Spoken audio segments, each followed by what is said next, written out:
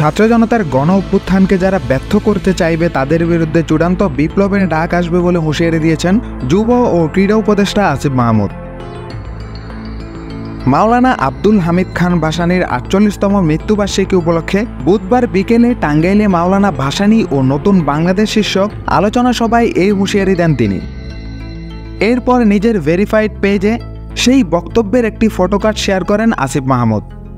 আসিফ মাহমুদ ওই পোস্টে লিখেছেন, আমরা ৫ আগস্ট সশস্ত্র বিপ্লবের ডাক দিতে প্রস্তুত ছিলাম।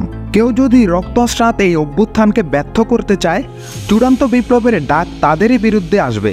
ধারণা করা হচ্ছে অন্তর্বর্তী সরকার এবং অভ্যুত্থানের সঙ্গে সংশ্লিষ্টদের বিষয়ে যারা বিভিন্নভাবে প্রশ্ন তুলে অভ্যুত্থান ব্যর্থ করার প্রচেষ্টা চালাচ্ছেন তাদের বিরুদ্ধে চূড়ান্ত বিপ্লবের ডাক দেওয়ার হুঁশিয়ারি দিয়েছেন তিনি।